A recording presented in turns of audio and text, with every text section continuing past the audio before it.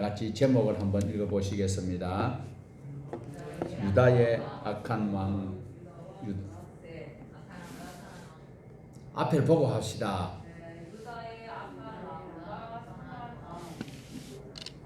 다시. 유다의 악한 왕과 선한 왕. 악한 왕은 대표가 므낫세고 선한 왕은 요시야고 또 선한 사람은 오늘 예배자들이겠죠. 자, 우리 지난 시간에 히스기야의 행적을 살펴보았습니다. 그리고 오늘은 히스기야 아들 므낫세의 행적을 살펴볼 것입니다. 21장 1절에 살펴보았듯이 므낫세가 12살에 왕이 되었다라고 기록을 하고 있습니다. 지난 시간에 보았듯이 히스기야가 병들어 죽게 되었지만 하나님께서 고쳐주셨습니다. 그래서 15년을 더 살게 되었는데 그 사는 동안에 덤으로 사는 15년 동안에 낳은 아들이 므낫세였다라는 것이죠. 그리고 므낫세라는 이름이 궁금할 수도 있습니다. 므낫세라는 이름이 성경 어디에 또 나오고 있습니까? 창세기에 나오고 있지요. 창세기에 보면 야곱의 12아들 중에 가장 사랑받던 요셉이 애굽에 팔려갔습니다. 그리고 그곳에서 죽을 고생을 하면서 나중에 총리가 되었을 때 그에게 결혼할 수 있는 기회가 생겼습니다. 보디베라의 딸 아스낫과 결혼하여서 낳았던 아들이 므낫세였고 두 번째가 에브라임이었습니다. 요셉은 그 아들을 이름을 므낫세라고 지었는데 그 이름의 뜻은 잊어버리게 하셨다라는 의미를 가지고 있습니다. 잊어버리게 하셨다. 우리는 요셉이 하나님과 함께 하셔서 만사형통하였다 하기 때문에 하나님이 함께 하시면 고생도 없고 다 편안하고 모든 삶이 안정권에 될 것이라고 생각하였지만 므낫세라는 이름을 지을 때 요셉의 심령을 우리가 엿볼 수가 있습니다. 얼마나 고생을 했으면, 얼마나 고국이 그리웠고 가족이 그리웠고 그리고 그 삶이 고단하였으면 하나님께서 잊어버리게 하셨다라는 이름을 지었을까요? 10대의 형들의 미움을 받았습니다. 그리고 이집트에 팔려가서 그리고 종살이를 하는 중에 또 모함을 받아서 감옥까지 가게 되었던 그가 이제 하나님의 은총 가운데서 총리가 되어서 그리고 그 삶을 돌아볼 때에 한숨 섞인 그 감사의 고백이 잊어버리게 하셨다라는 단어를 우리에게 보여주고 있습니다.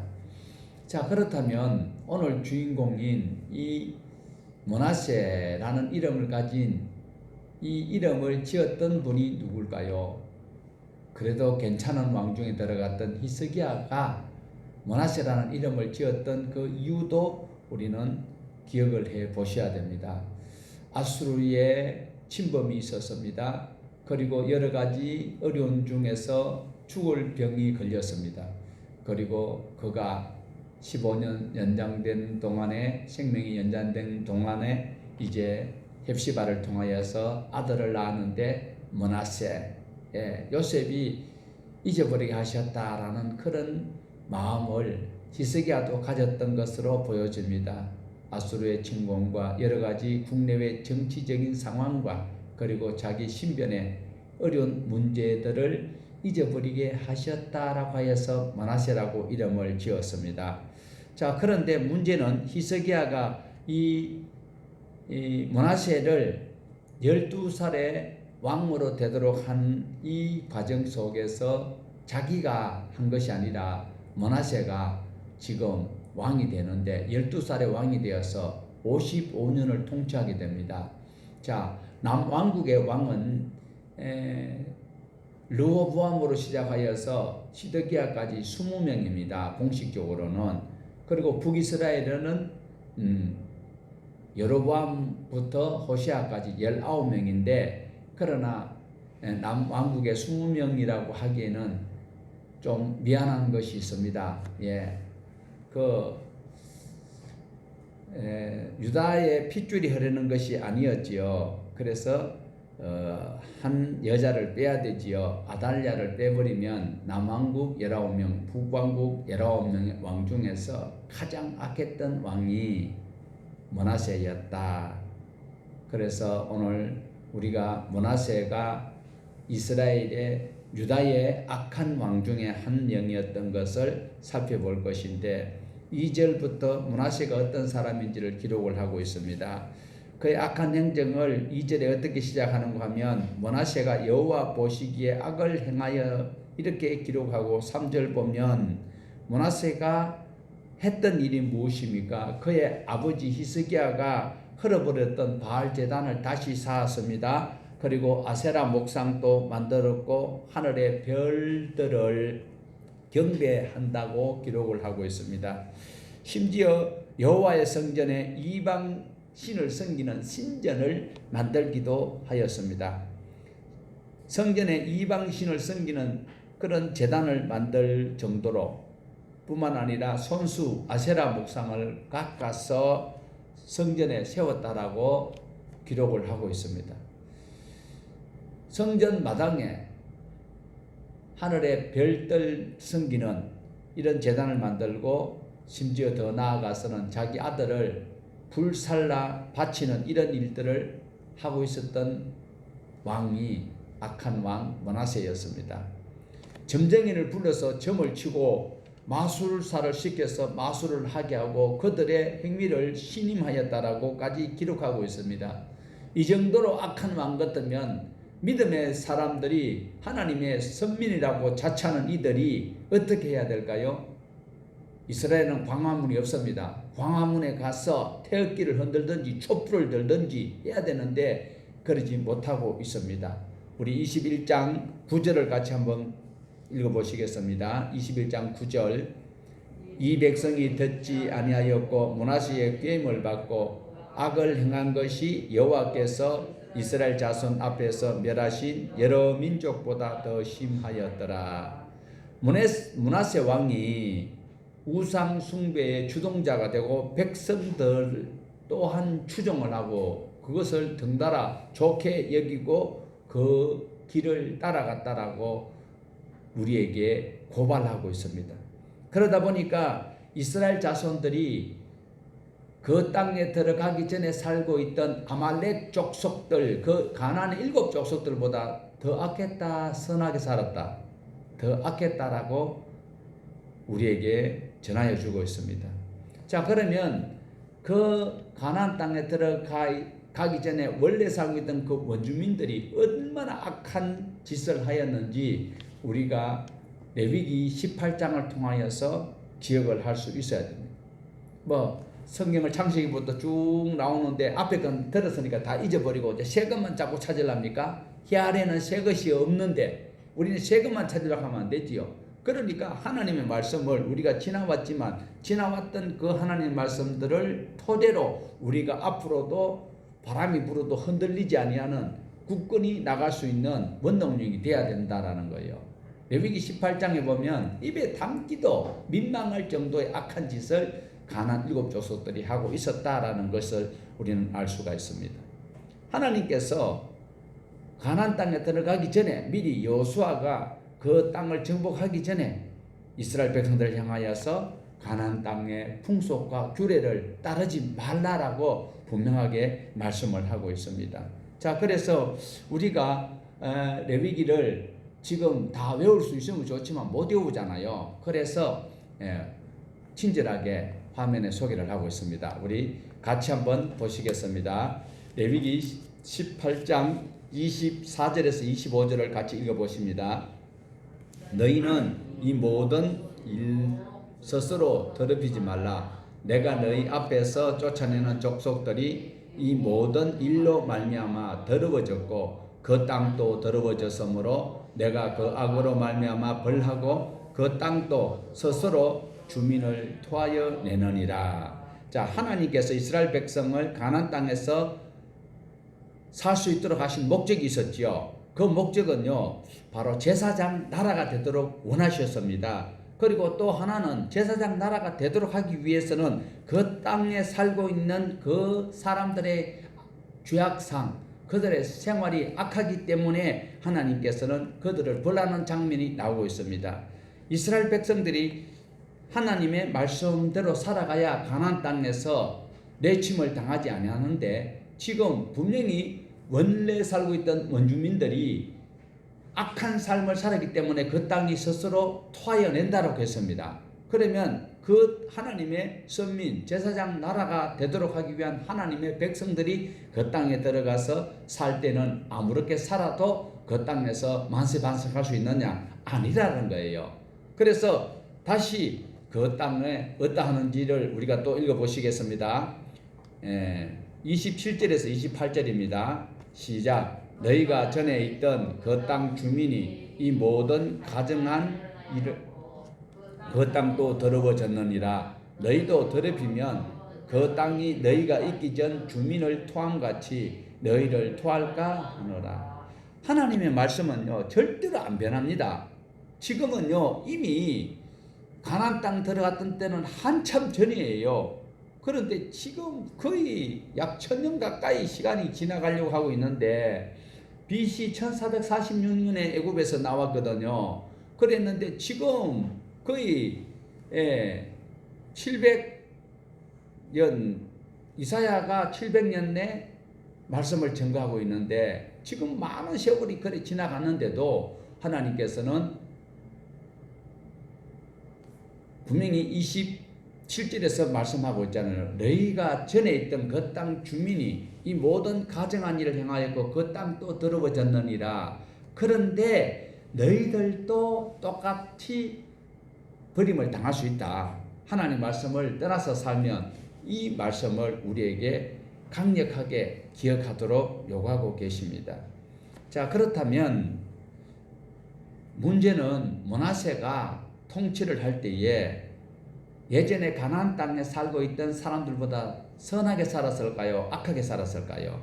그 시대보다 더 더러워졌다라고 성경에서 증거를 하고 있어요. 그러면 하나님께서 그 유대 나라를 살려주실 이유가 있을까요? 없을까요? 하나님께서 약속했기 때문에, 그 법이기 때문에 그 법을 하나님께서 어길 수가 없습니다.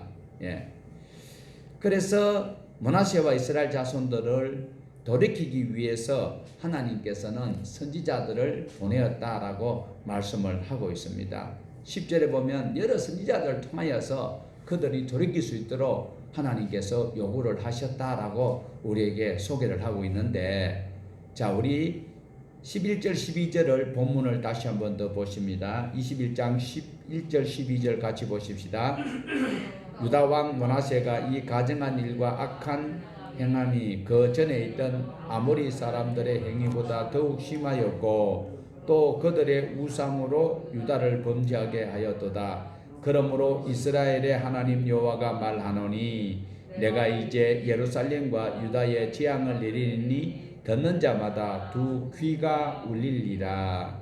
므낫세를 통해서 이스라엘 땅이 완전히 죄악으로 물들었으니까 이제 예루살렘, 유다의 수도가 예루살렘이고 그 성전이 있는 곳이 예루살렘인데, 예루살렘과 그 전체 나라인 유다를 하나님께서 가만두지 않고 재앙을 내리시겠다라고 말씀하십니다. 자, 이렇게 하나님께서 선지자들을 통하여서 이런 말씀이 증거되었을 때에 재앙을 내린다고 했을 때 그 다음날 바로 재앙이 내려졌을까요? 아니죠. 시간이 꽤 지난 다음에 나라가 망하는 재앙이 임하게 되는 것을 우리는 알 수 있습니다. 그런데 지금 왜 갑자기 벌을 내리지 아니하고 재앙을 내린다라고 말씀은 하고 계실까요? 이 말씀하시는 것은, 경고하시는 것은 지금이라도 돌이키고 하나님께로 돌아오라라고 지금 말씀을 하고 있습니다.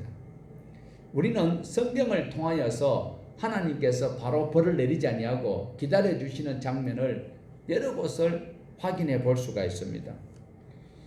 문제는 그들에게 죄가 어떤 것인지 이런 것들을 낱낱이 우리에게 소개를 하고 있는데 당사자도 알 수 있는 것이죠. 그러면 오늘 악한 왕인 므낫세가 어떤 행동을 하고 있을까요? 21장 16절을 같이 보십시다. 그가 어떤 악한 일을 하는지. 시작. 므낫세가 유다에게 범죄하게 하여 여호와께서 보시기에 악을 행한 것 외에도 또 무죄한 자의 피를 심히 많이 흘려 예루살렘 이 끝에서 저 끝까지 가득하게 하였더라. 자, 요약을 하면 바른 말하는 선지자들을 죽였다. 다 죽였다. 그래서 예루살렘에 피로 흠뻑 적게 하였다.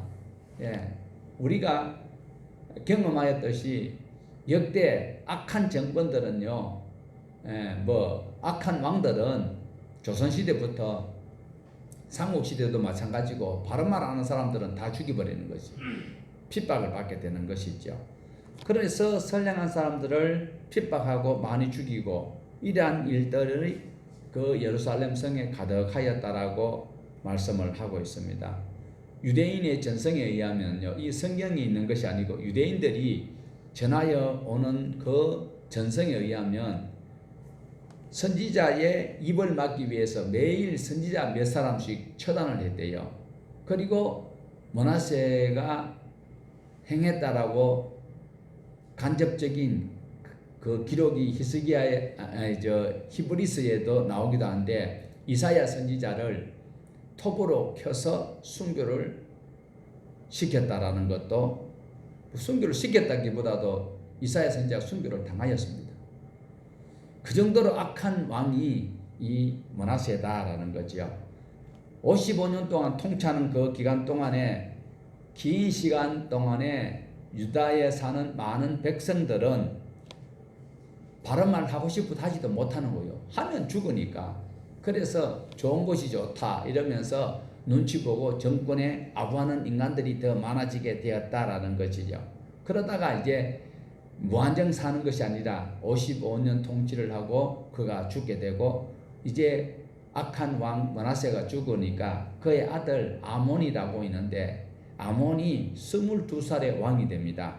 이 아몬도 므낫세처럼 아버지 므낫세처럼 악한 짓을 하다가 2년 만에 신복들에게 두들겨 맞아 죽어요. 희한한 것이 이것이 참 장점이면 장점인 것이 보통 쿠데타가 일어나면 쿠데타를 일으키는 그 수장이 정권을 쥐게 되는데 지금 아몬이 너무 악한 짓을 하는 거예요. 55년 동안에 그 아버지가 므낫세가 악한 악정을 하였다가 죽고 나니까 좀 좋을 줄 알았는데 그 아들이 또 2년 동안 통치를 하는 동안에 너무 악한 거예요. 그러니까 신복들이 죽여버렸어요. 그리고 있을 때에 백성들이 그 왕을 죽이는 사람들을 처단을 해버려요. 그리고 그의 아몬의 아들이 있어요. 몇 살일까요? 아몬의 아들이 몇 살일까요? 22장 1절에 있습니다. 22장 1절을 같이 한번 보십시다. 그의 아들이 있는데 시작.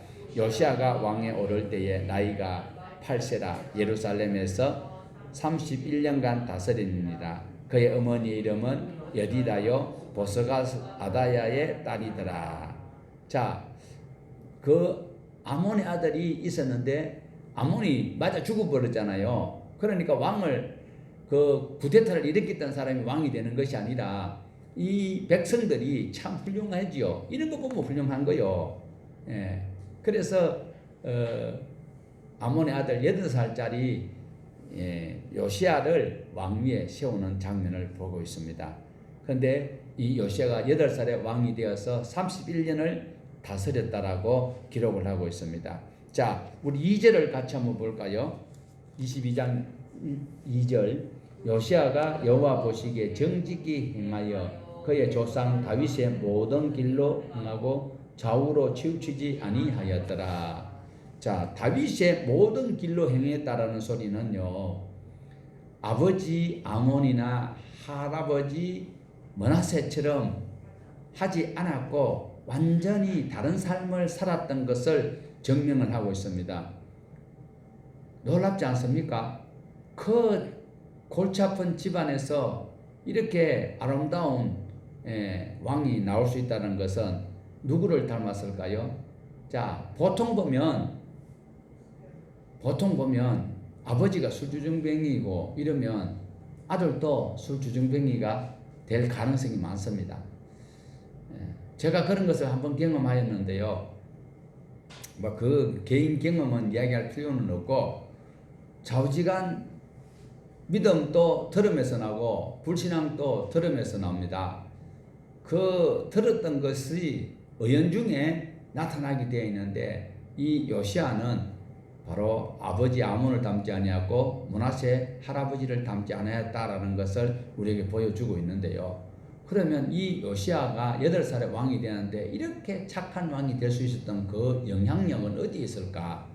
바로 어머니의 영향이 아닐까라고 누구도 부정할 수 없는 사실입니다. 왜 그래요? 아버지는 일찍 죽어버렸어요. 그래, 할아버지는 벌써 죽었잖아요. 그런데 이렇게 착하게 선행을 행할 수 있던 것은 어머니의 영향이다라는 것을 볼 수가 있습니다. 자, 그러면 할아버지 므낫세도 악한 왕이잖아요. 그런데 그 므낫세가 악하게 된 영향은 어디 있다고 보십니까? 맨 12살에 왕이 되었어요. 그러면 그 전에 12살짜리가 악해봐야 얼마나 악할까요? 그런데 악하게 된 그것은 바로 히스기야의 조강지치였던 헵시바의 영향이었다라고 부정할 수가 없습니다. 그러면 오늘 이 자리에 계신 여러분, 여자분들은 잘 해야 돼요. 꿀밤을 줘서라도 선하게 착하게 살도록 해야 돼요. 왜 기분 나빠요? 자, 어쨌든 므낫세와 요시아는 동일한 조건인데도 어머니의 영향력에 따라서 선한 왕과 악한 왕으로 나눠지는 장면을 볼 수가 있습니다. 자, 그런데 요시아가 정말 놀라운 일을 한 것은 할아버지 므낫세 때부터 수십 년 동안 방치되어 있던 그 성전을 수리를 하는 장면이 나오는데, 그 성전 수리를 하다가 보물을 얻게 돼요. 어떤 보물을 얻게 되느냐? 검은 보화가 아니고 하나님의 말씀이 기록된 율법책을 발견하게 됩니다. 그 율법책을 가져다가 요시아 왕에게 가져와서 사반의 아들이 읽어줘요. 읽어주니까 그 율법을 읽어주는 소리를 듣고 요시아 왕은 자기 옷을 찢으면서 회개하는 그런 장면이 우리에게 또한 보여주고 있습니다. 요시아 왕은 하나님의 말씀을 들을 수 있는 귀가 열려져 있었습니다.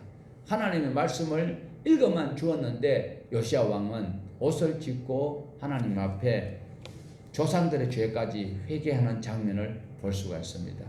우리 동안 가족들도 하나님의 말씀만 읽어도 회개하고 믿음으로 살려고 이렇게 귀한 예배의 모습을 보이는 것 정말 축하합니다. 감사하고요. 예.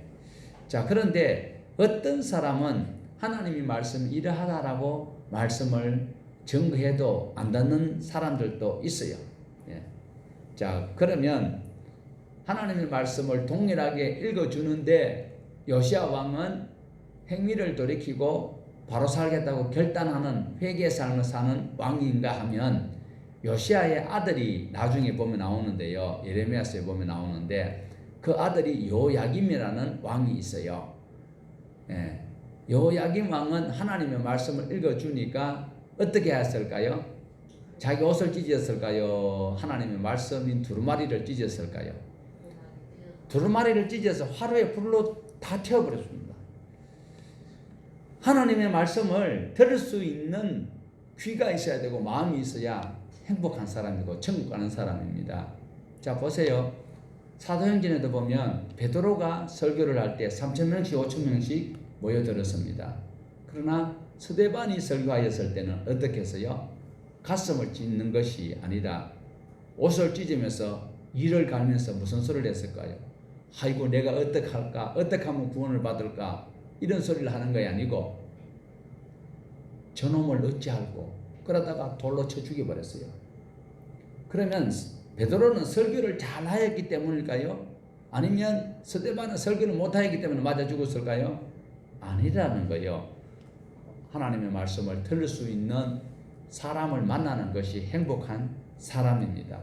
복음을 전가하는 그런 분위기가 되어 있는 데서 교회를 시작하는 개척교회 목사는 행복한 사람이고 그 핍박을 받을 수밖에 없는 상황 가운데서 개척을 하는 목사님들은 불행이라고도 볼 수 있는데 가치 있는 일이지요. 하나님께서 인정하는 삶을 살아가는 그 중에서 스데반이 저주를 받았고 베드로가 복을 받았는 것은 아니다라는 것 또한 우리가 가늠해 볼 수 있습니다. 자, 하나님의 율법책을 읽어주는 소리를 듣고 회개하고 돌이키는 그가 하나님의 뜻을 물을 수밖에 없지요. 그래서 요시아는 하나님의 뜻을 묻기 위해서 어떤 삶을 살아가는가, 어떤 행동을 하는가를 우리 22장에서 또한 볼 수 있는데요. 여선지자 훌다를 통해서 앞으로 우리나라의 장래가 어떻게 될 것인지를 묻고 있습니다. 그런데 19절에서 20절에 보면 여선지자 훌다가 하나님의 뜻을 전달하는 내용이 나오는데 같이 한번 보십시다. 22장 19절에 20절 시작. 내가 이곳과 그 주민에게 대하여 빈터가 되고 저주가 되리라 한 말을 네가 듣고 마음이 부드러워져서 여호와 앞 곧 내 앞에서 겸비하여 옷을 찢고 통곡하였으므로 나도 네 말을 들었노라. 여호와가 말하였느니라. 그러므로 보라, 내가 너의 조상들에게 돌아가서 평안히 묘실로 들어가게 하리니 내가 이곳에 내리는 모든 재앙을 네 눈이 보지 못하리라 하셨느니라 하니 사자들이 왕에게 보고하니라.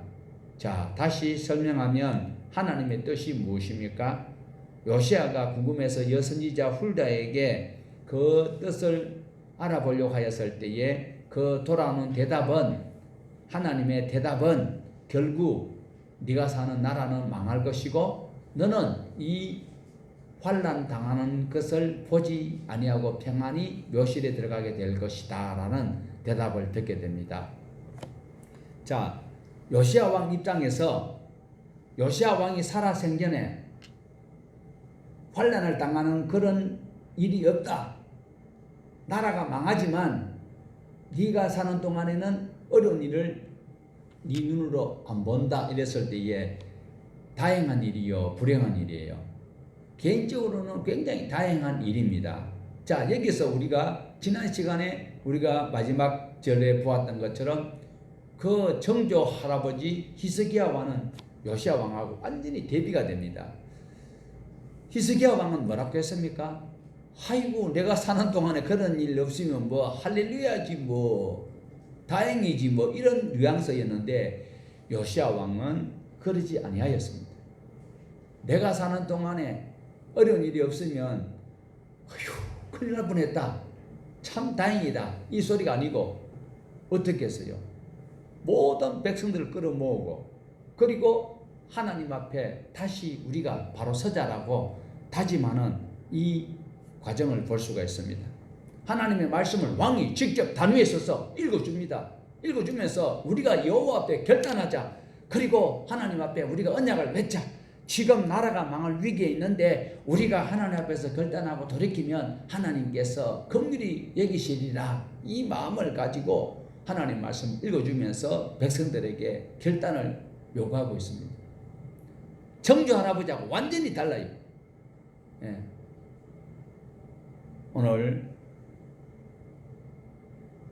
요시아 왕이 단위에서 읽어주는 장면을 우리가 같이 한번 읽어보십시다. 23장 3절 23장 3절 마음을 다하고 뜻을 다하여 여호와께 순종하고 그의 계명과 법도와 율례를 지켜 이 책에 기록된 이 언약의 말씀을 이루게 하리라 하며 백성이 다 그 언약을 따르기로 하느니라. 자, 다시 언약을 맺습니다. 꼭 시내산 꼭대기에서 모세와 하나님께서 언약을 맺던 그런 장면처럼 보입니다. 요시아 왕이 다시 하나님의 말씀을 들고 와서 모든 백성들을 모아놓고 어떻게 해요? 마음을 다하고 뜻을 다하여 여호와께 순종하자. 자, 하나 물어봅니다. 여호와께 순종하는 것이 무엇일까요? 요시아 왕이 지금 여호와께 순종하자고 하는데 그 순종하자는 내용이 무엇입니까? 시거 들어놓고도 모른다고? 여호와의 계명과 법도와 율례를 지키자라고 다짐을 하고 있습니다. 이럴 때에 정말 멋진 광경이 일어나고 있습니다.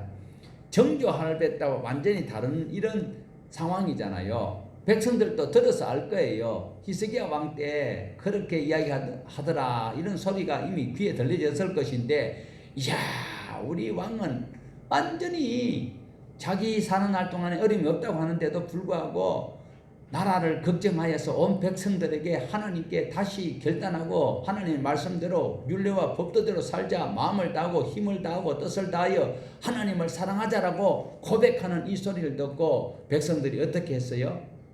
백성들이 다 동참했다라는 것입니다. 그렇게 하지 않으면 나라가 망할 것이거든요. 자, 여기서 우리 또 한번 의구심이 드는 것이 있습니다. 이렇게 요시야 왕이 하나님 앞에 바로 약속을 하고 백성들에게 삶을 돌이키자라고 이렇게 했을 때에 백성들도 다 동참을 했습니다. 그러면 나라가 망할까요? 안 망할까요? 망할까요? 안 망할까요? 대답하기 곤란해요. 나라가 망합니다. 왜 망해요? 하나님이 망하도록 한다고 했기 때문에 꼼짝없이 망할 수밖에 없습니다. 자, 그러면 요시야 왕이 몰랐을까요? 하나님께서 하신 말씀이 분명히 이렇게 말씀하셨으니까 나라가 안 망할 것이다가 아니라 그래도 안 망할 것을 기대하면서 백성들에게 하나님 앞에 우리가 회개하고 돌이키자라고 촉구를 하고 있다라는 거예요. 자, 우리는 창세기부터 계시록까지 이미 우리가 다 읽어볼 수 있고 거기에서 하나님께서 약속하신 말씀이 어떻게 된다는 거 다 알고 있습니다. 자, 그러면 가면 갈수록 믿음의 사람들이 더 많아집니까? 가면 갈수록 예수 믿기가 더 좋아집니까? 하나님 말씀대로 살면 무조건 복을 받을까요? 자, 이런 것들은 우리는 성경을 통하여서 이미 다 결과를 보았습니다. 그런데 요시야 왕이 가면 갈수록 어려워질 것을 알면서도 하나님의 선용을 기대하면서 하나님의 말씀을 백성들에게 가르치는데 결국은 망하게 되었습니다. 자, 이렇게 요시야 왕이 나라가 망하는 것을 막을 수는 없었지만 포기할 수도 없는 상황입니다. 만약에 요시야 왕이 그렇게 하나님의 말씀을 여선이자 훌다가 전해주는 대로 그대로 있었더라면 나라가 망하는 것은 기정사실이지만 믿음이 오늘 우리에게까지 전수되지 아니할 수도 있었다라는 거죠. 자, 이렇게 몸부림칠 때에 큰 흐름을 막을 수는 없지만 망하는 것은 막을 수가 없었지만 그러나 믿음의 사람을 세워가고 믿음의 사람이 안 많아요. 큰 교회 수북이 버스 타고 자가용 타고 와도 믿는 사람 몇 명 안 돼요. 그러나 결국은 나라가 망할 때에 믿음의 소수의 사람들을 하나님께서 세워가는 과정을 하나님께로 돌아가자. 자, 우리 여기 있는 거 한번 읽어보십시다. 너는 마음을 다하고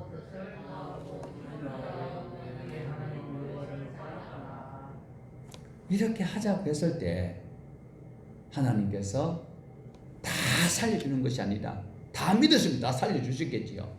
그렇지 못하였습니다. 자, 이러다가 결국은 요시야 왕은 일찍이 죽게 됩니다. 그렇지만 중요한 것은 오늘 우리가 요시야 왕의 그 짧은 생애 속에서 어떻게 하였는 것인지를 다시 한번 더 읽어보십니다. 23장 4절을 보십시다. 23장 4절 요시야 왕은 몸부림치면서 어떤 계획을 하는지 한번 보십시다.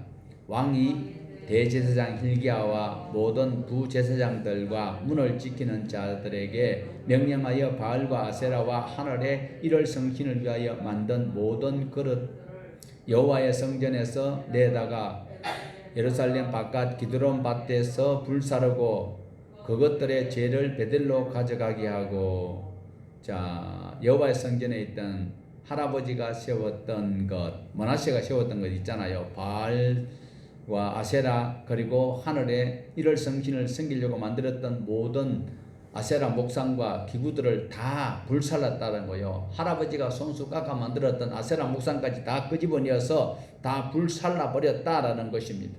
유다의 성읍과 예루살렘 주변의 산당에서 우상을 섬기던 제사장들을 내쫓고, 그리고 흰놈의 골짜기에 몰렉신에게 아들을 불태워 바치던 그런 짓을 하는 것을 금지시키고, 할아버지 므낫세가 그것을 장려하였지만 요시아가 그것을 금지하였습니다. 자, 이렇게 하여서 이스라엘에는, 유다에는 솔로몬 때부터, 나라가 갈라지기 전부터 이렇게 산당을 만들고 죄악으로 물들어 있었습니다. 대표적으로 보면 여기에서 보면 멸망의 산은 원래 감람산인데요. 그것이 기드론, 예루살렘 바깥 기드론 밭에 불사르고 그것들을 죄를 베들로 가져가게 하고, 자, 시돈의 우상이 아스다롯입니다. 시돈의 우상이 아스다롯이고, 모압의 우상은 그모스고, 암몬의 조상 밀곰이고, 이 모든 산당들을 다 요시야 왕이 허물어 버렸습니다. 불태울 것은 불태우고 무너뜨릴 것은 무너뜨려 버렸습니다. 이것이 언제부터 있었다고요? 솔로몬 때부터 있었다라는 거죠. 유다에 훌륭한 왕이 있습니다. 아사 왕도 훌륭했고, 히스기야도 그런 대로 괜찮았고, 지금 보는 요시야도 괜찮았습니다. 솔로몬 때부터 죄로 물들었던 이방 산당들을 부숴버려요. 그러나 또 부분적으로 살아나고 또 부분적으로 없애고, 이런 것들이 반복되고 있는데, 하나님께서는 오래오래 참으시고 그래도 끝까지 기다려주시는 하나님임을 볼 수가 있습니다. 요시야는 남쪽 유다만 개혁하는 것이 아니라 북쪽에 올라가서도 개혁을 하는 장면을 볼 수가 있습니다. 자, 우리 13장, 자, 화면을 한번 보시겠습니다. 열왕기상 13장에 나오는 건데요. 자, 열왕기상 13장, 자, 2절 같이 한번 읽어보십시다. 하나님의 사람이 제단을 향하여 여호와의 말씀으로 외쳐 이르되, 제단아 제단아, 여호와께서 이와 같이 말씀하시기를, 다윗의 집 요시아라 이름하는 아들을 낳으리니 그가 내 위에 분향하는 산당 제사장을 내 위에서 제물로 바칠 것이요 또 사람의 뼈를 내 위에서 사르리라 하고. 자, 이 말씀은 어떤 말씀인가 하면, 지금 요시아가 왕이 되고요, 이거는 열왕기 상이기 때문에 요시아가 태어나기 300년 전에, 313년 전에 일었던 이야기예요. 그런데 300년 전에 이미 예언되었던 그것이 지금 요시아 왕이 되면서 315년이 되어서 이렇게 다 불살라는 장면이 나오고 있습니다.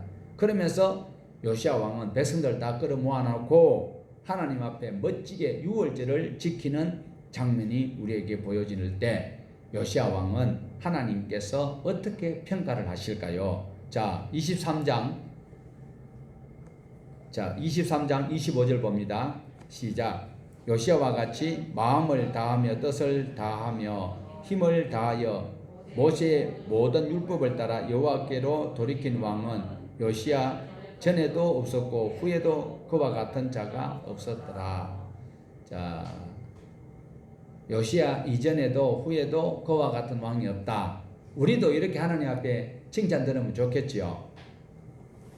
자, 다시 한번 요 위에 있는 거 한번 읽어보십시다. 신명기 6장 5절 시작. 너는 힘을 다하고 뜻을 다하 힘을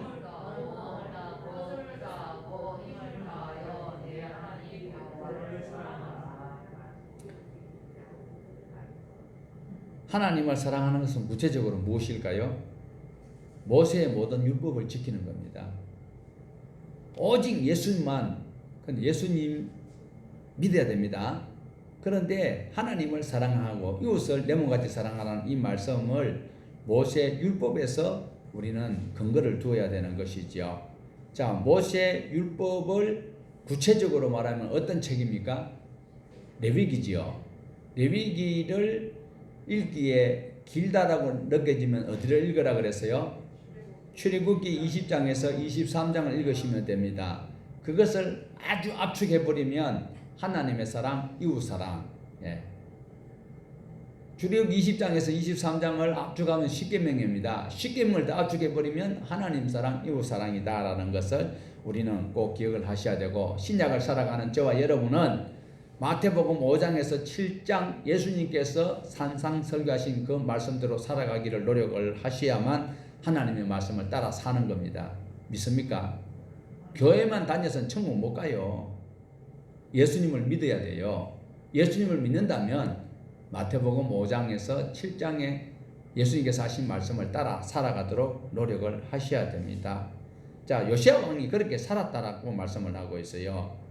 자, 그런데 하나님께서 요시야가 이렇게 몸부림을 치는데도 27절에 보면 어떻게 됐는지를 말씀합니다. 23장 27절 보십시다.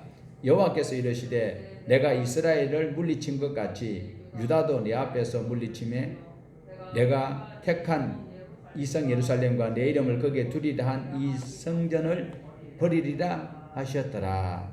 자, 북이스라엘이 결국 망하였던 것 같이 남왕국 유다도 하나님께서 물리치실 것이다 라고 말씀을 하고 있습니다.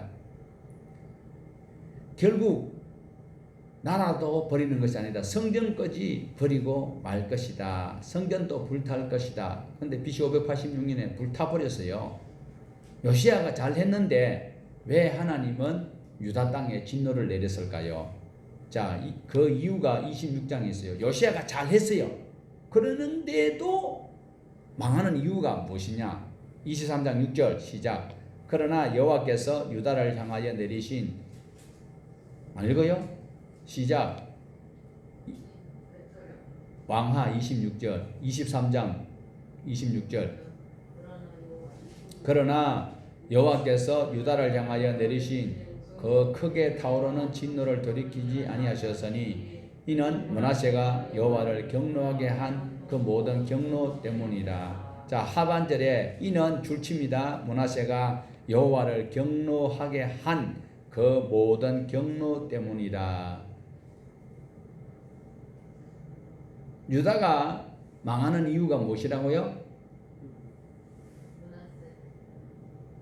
자, 여기서 또 우리가 이렇게 혼자서만 성경을 큐티하고 묵상하다 보면 또 오해할 수 있습니다. 요시야가 아무리 잘해도 할아버지 므낫세가 잘못했기 때문에 나라가 망할 수밖에 없다. 그런 의미로 하나님의 말씀을 해석을 할 수도 있습니다. 그러나 성경을 전체를 안 보면 이렇게 해석하는 것이 그렇게 틀린 것은 아닌 것이 느껴지지만, 그러나 이 시간 여러분에게 바로 짚어드립니다. 절대 므낫세 때문에 요시야가 다스리는 나라가 망하는 것은 아니다라는 거예요. 잘 봐야 됩니다. 이스라엘 사람들은요, 지금 자꾸 조상 탓을 하고 있는 장면이 구약에서 나오고 있거든요. 그래서 남유다 사람들이 바벨론으로 포로로 끌려갔을 때 그들이 하는 소리가 바로 조상 탓을 말하고 있어요. 무슨 소리냐면, 아이고 아버지가 신포도를 먹어서 아들의 이가 시다. 그 소리를 하나님께서 굉장히 싫어하시는 거예요. 그래서 다시 우리 화면을 다시 한 번 더 봅니다. 에스겔서 8장 3절에서 4절에 아버지가 죄 지었기 때문에 아들까지 죄 진다는 것이 아닌 것을 보여주고 있습니다. 에스겔서 18장 3절 4절 같이 읽어보십시다. 주 여호와의 말씀이니라. 내가 나의 삶을 두고 맹세하노니 너희가 이스라엘 가운데서 다시는 이 속담을 쓰지 못하게 되리라. 모든 영혼이 다 내게 속한지라. 아버지의 영혼이 내게 속한 같이 그의 아들의 영혼도 내게 속하였나니 범죄하는 영혼은 죽으리라. 자, 4절이 중요한 것이지요. 조상 때문에 우리가 이렇게 어려움을 당한다. 그딴 소리 하지 마라. 아버지가 신포도를 먹었기 때문에 아들이 이가 시다. 그런 소리 너 하지 마. 모든 영혼이 누구에게 속했다? 하나님께 속해 있는데, 그리고 더 중요한 것은 범죄하는 영혼은 죽는다. 아버지 영혼도 하나님께 속하고 아들 영혼도 하나님께 속했는데 범죄하는 영혼은 산다 죽는다.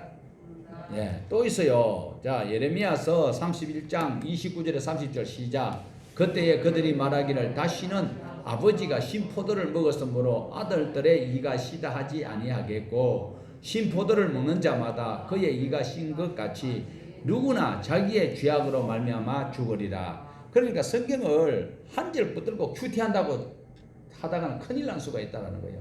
요시아가 아무리 발부둥 쳐도 므낫세가 잘못했기 때문에 나라가 망한다. 그러면 뭐 우리가 예수 믿을 필요가 뭐가 있어요? 그래서 성경을 통전적으로 우리가 꼭 보셔야 된다라는 거예요. 자, 여기서 다시 한번 아까 그 말씀을 우리가 눈여겨보셔야 되는 것은 요시아가 그렇게 노력을 했어요. 그런데 하나님께서 하시는 말씀은 므낫세 죄악 때문에 내 나라가 망한다. 이 소리는 무슨 소리냐면 요시아 왕이 아무리 계획을 하고 하나님 말씀대로 살려고 해도 므낫세 할아버지가 55년 동안 악한 행동하였던 그 모든 행위를 백성들이 요시아 왕만큼 계획을 하지 아니하고 마음을 바꾸지 아니하였다는 거예요. 요시아 왕 혼자만 열심을 내는 거예요. 백성들이 아멘하고 교회는 왔어요. 그런데 말씀을 들어요. 그리고 할렐루야 했어요. 돌아가가지고는 하나님 말씀대로 살아버리는 거예요. 그러니까 요시아 왕이 하나님의 말씀대로 살자고 했을 때 모두가 다 동의를 했어요. 그리고 그래 하기로 했어요.